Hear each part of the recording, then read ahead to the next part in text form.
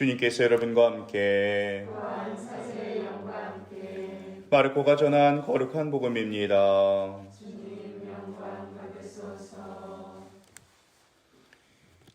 요한이 잡힌 뒤에 예수님께서는 갈릴리아에 가시어 하느님의 복음을 선포하시며 이렇게 말씀하셨다. 때가 차서 하느님의 나라가 가까이 왔다. 회개하고 복음을 믿어라. 예수님께서 갈릴리아 호숫가를 지나가시다가 호수에 그물을 던지고 있는 시몬과 그의 동생 안드레아를 보셨다. 그들은 어부였다. 예수님께서 그들에게 이르셨다. 나를 따라오너라. 내가 너희를 사람 낚는 어부가 되게 하겠다. 그러자 그들은 곧바로 그물을 버리고 예수님을 따랐다. 예수님께서 조금 더 가시다가 배에서 그물을 손질하는 제베데오의 아들 야고보와 그의 동생 요한을 보시고 곧바로 그들을 부르셨다. 그러자 그들은 아버지 제베데오를 사꾼들과 함께 배에 버려두고 그분을 따라 나섰다.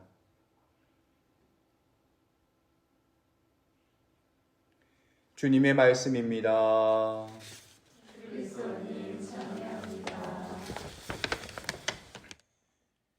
새 신부님의 첫 미사를 보며 14년 전 저도 그런 날이 있었음을 회상했습니다. 숫자가 하나씩 높아짐에 따라서 느끼는 것 딱 한 가지는 그 숫자만큼 더 잘 사는 후배 한 분이 더 들어왔구나 라는 겁니다. 아무리 봐도 저보다 못 사는 후배님이 없습니다. 속된 말로 후배가 무섭게 느껴집니다. 14년간 이런 영적 긴장감을 가지고 살았지만 사실 실제 변화된 것이 없음을 고백합니다. 어제 수도자 기도회에서 신상현 수사님께서는 이사야서 58장 3절 말씀을 통해 이렇게 기도하셨습니다. 저희가 단식하는데 왜 보아주지 않으십니까? 저희가 고행하는데 왜 알아주지 않으십니까?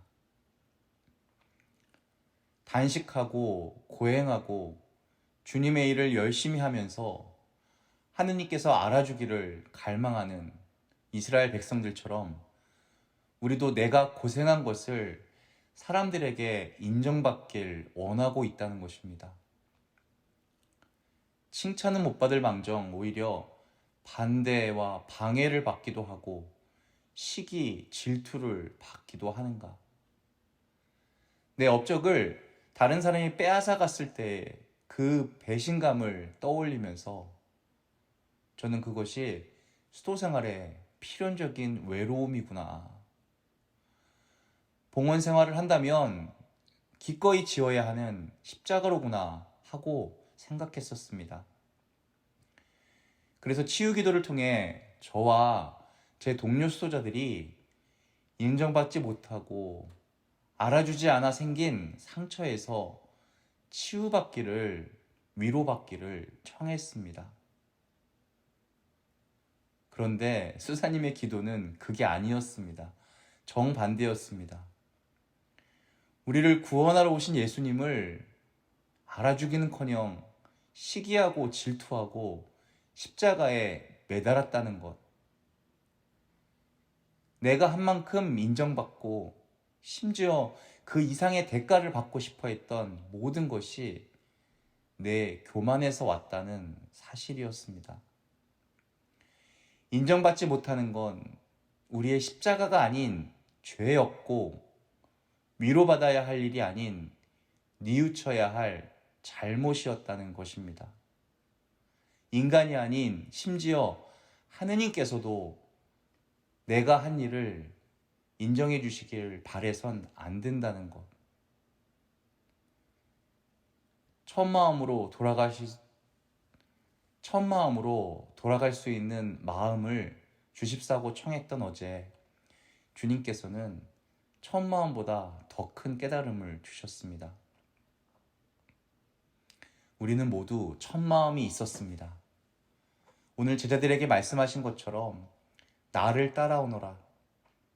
나는 너희를 사람 낚는 어부가 되게 하겠다. 이것은 더 좋은 가치, 더 중요한 가치로의 부르심입니다. 물고기를 잡고 있던 어부에게 사람 낚는 사람이 되게 하시겠다는 겁니다. 너의 인생을 물고기 잡는 데에 들이지 말고 사람 잡는 데에 인생을 들이라는 말씀입니다. 하나뿐이 우리 인생, 물고기 남기는 인생 되지 말고 사람 남기는 인생 되라는 부르심입니다. 그게 바로 사랑의 부르심이고 신앙의 부르심이며 우리 성소의 부르심입니다. 물고기만 보던 사람이 사람을 보게 되는 변화, 그것이 바로 부르심입니다. 물고기 잡는 인생은 어떤 인생입니까? 물질을 추구하는 인생입니다. 어부는 물고기 많이 잡아서 사고 싶은 거 사고 먹고 싶은 거 먹고, 어부의 비전은 물고기 많이 잡는 데에 있습니다. 하지만 신앙과 성소의 부르심은 더 많은 물고기 잡는 데에 인생을 쏟아붓지 말고 그게 인생의 목표가 되어서는 안 되고 사람 남기는 인생이 되라는 것입니다.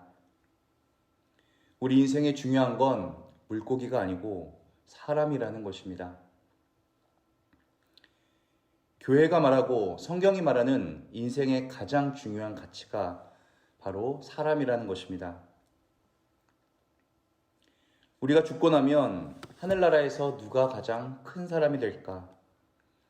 살면서 돈 많이 번 사람 아니고 일 많이 한 사람 아니고 사람 살리고 생명 살리고 영혼 구한 사람, 사람을 남긴 사람이 하느님 앞에서 제일 큰 사람이 된다는 겁니다.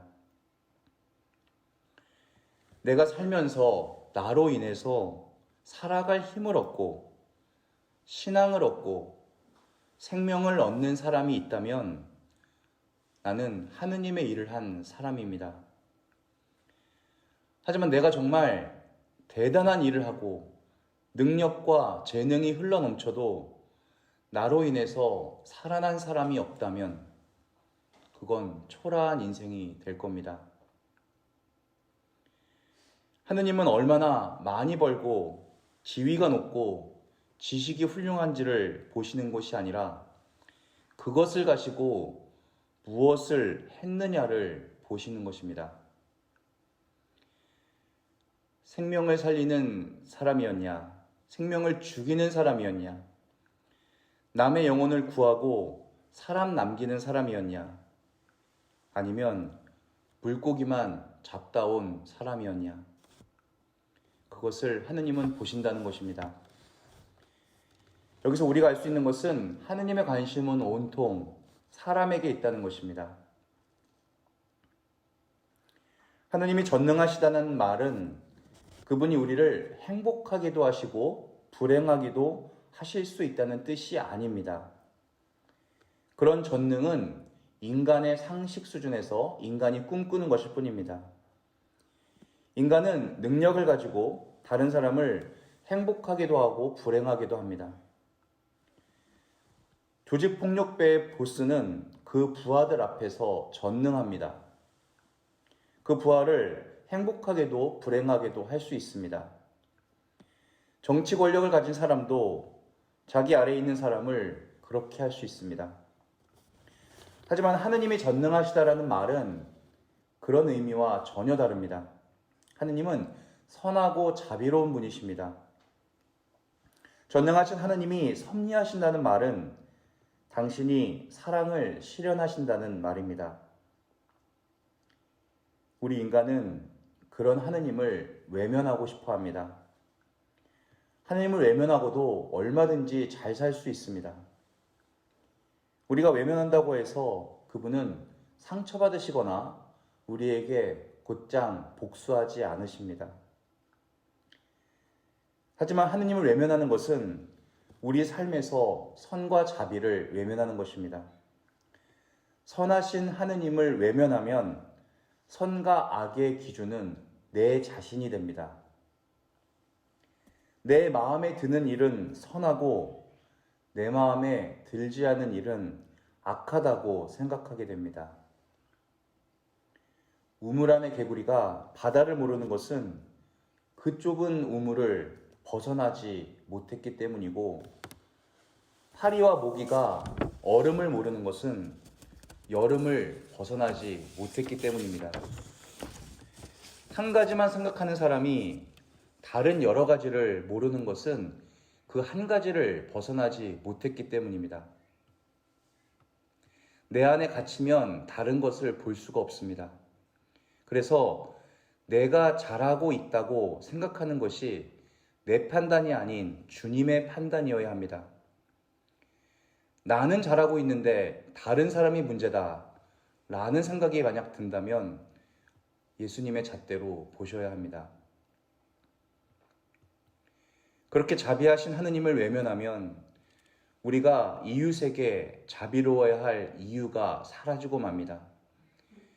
그러면 우리는 강자 앞에서 약하고 약자 앞에서 강하면서 자기 한 사람에게 이로운 것만 추구하는 볼품없는 인간이 되고 맙니다.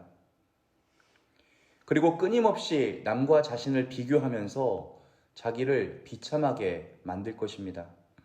따져보면 우리 사는 것이 다 비슷비슷하지만 겉만 보고 자신은 불행하다고 느끼는 겁니다. 그렇게 되면 위로를 얻으려고 자기보다 못한 사람을 찾게 됩니다. 남과 비교하면서 힘들어지는 이유는 세상 욕망에 지배받고 있기 때문입니다. 물고기 잡으며 살아가기 때문입니다. 물고기 잡는다면 자기보다 더 많이 잡고 돈 더 많이 버는 사람을 부러워할 수밖에 없습니다. 하지만 베드로는 이제 그럴 필요가 없게 된 겁니다. 영신수련을 이렇게 정의하는 신학자가 있습니다. 조건 없는 하느님의 사랑을 조건 없이 받아들여 마음이 움직이는 대로 살아가는 것. 정말 간단한 말입니다. 하지만 이 간단한 것을 우리가 하지 못해서 아직 물고기를 낚으며 살아갑니다. 우리가 많은 일을 했음에 기뻐하지 말고 본질적인 것에 얼마나 충실했는지, 비본질적인 것을 얼마나 잘 피하고 살았는지, 사람을 남기는데 얼마나 충실했는지를 함께 돌아보는 연중 제3주간이 되었으면 좋겠습니다. 아멘.